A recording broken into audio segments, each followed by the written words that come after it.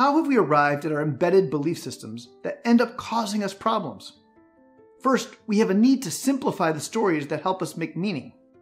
Mankind has been telling stories as long as we've been able to communicate. Stories have a beginning, middle, and end, so as we tell or hear them, we believe we're receiving the full story. It makes sense, and we think we've processed all important information. Trying to shape our future heroic actions based on the way we shaped our past efforts can get us in trouble because we don't always know what's ahead. Second, we trust our own experience to believe that what we know is the right way to think about it, without trying to understand that what we know might be very different than what others know. In reality, we don't know what we don't know. When leaders believe they're right, they tend not to focus on contrary data that might actually prove them wrong.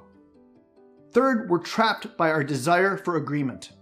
We naturally feel a sense of social acceptance when we're with groups that think the same way as we do.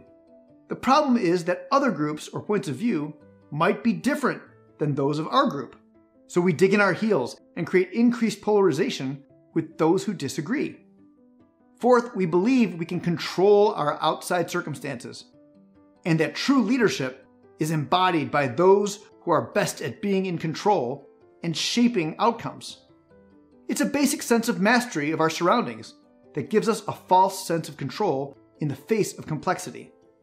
We set simplistic goals to achieve complex outcomes, thereby oversimplifying the kind of results we can achieve.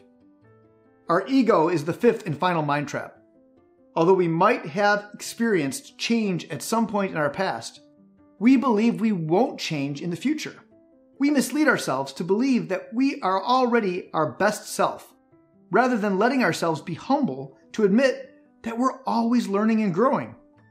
We spend so much time and resources preserving our sense of who we are, here and now, that we prevent ourselves from being open to the influence of the new approaches we'll experience in the future. Once we understand that these traps exist and that we're actually trapped in them, the most important step is finding ways to set ourselves free.